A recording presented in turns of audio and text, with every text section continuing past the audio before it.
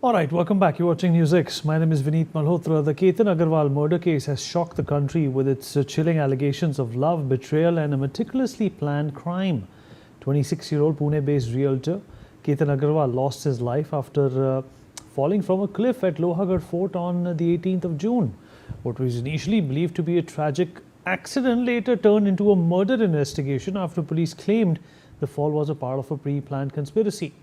Police have arrested Ketan's fiancée, Sia Goyal, and her alleged boyfriend, Ketan Chaudhary, accusing them of conspiring to kill him just months before their scheduled wedding. Investigators allege the duo carefully planned the murder, reportedly conducted rehearsals, used pre-decided signals, and even tried to evade digital surveillance to make the death appear as an accident. As the probe deepens, new revelations are emerging almost every day, from alleged evidence tampering to fresh forensic and digital clues. All right, we will talk about this with our guest. Joining us on the platform is Nirmal Kaur, former DGP, Jharkhand. Rakesh Kumar Singh, senior advocate of the Bombay High Court, is with us on the broadcast as well. Payal Jain, model and actress, and advocate Harish Daya, advocate of Supreme Court, also with us on the broadcast to talk more about this. Thank you everyone for being a part of this conversation. Nirmal Kaur ji, I'll begin with you.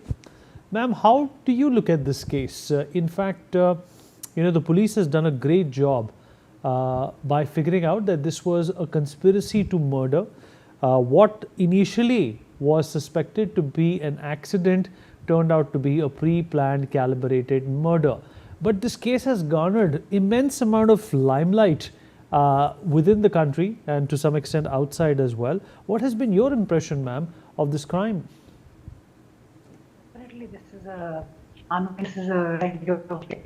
reflex falling visually for social values, the regulation in the society, and the principles that govern social conduct. This is really a case which states earlier that sooner going case. But this, where engaged with married, there's no question what to do involved. And she's pretending to belong all along, exploiting him, using him, and eventually kill him.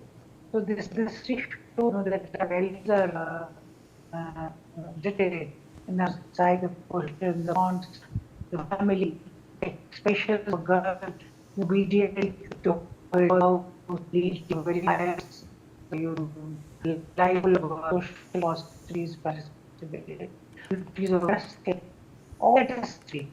And a lot of people deserve, and people want, where they go around. It's a bit more individually, and the main part of the family part of it, the relationship part of it. Ma'am, there seems to be a problem with your connection, ma'am. We are not able to hear you correctly. If you could just log out and log in again. In the meantime, let me also rope in Mr. Rakesh Kumar Singh, senior advocate, Bombay High Court, into this conversation. Mr. Singh, I hope you can hear me, sir. Mr. Singh? I can hear you. All right, Mr. Singh, sir, your impressions of why this case has become so popular in India? Why this case has become so popular? Just think of it. A 20-year-old girl taking a new leap in life, in the process of getting married to somebody, with her fiancé, goes to various trips, and one fine day we get to hear the news that she's the one who killed her fiancé, who was a suitable groom all the way. So this itself is the very shocking news. This is something which as a society you cannot comprehend.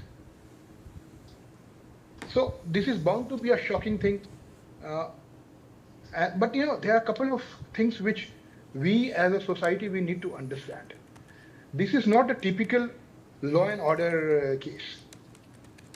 This is not a case, where law and order machinery can be blamed. This is a case where a girl who's supposed to get married to somebody kills him, and as the police FIR and various documents suggest, in collusion with her boyfriend. Now, just think of it. The girl is just 20-year-old. And if she was not willing or ready to get married, she could have easily said no.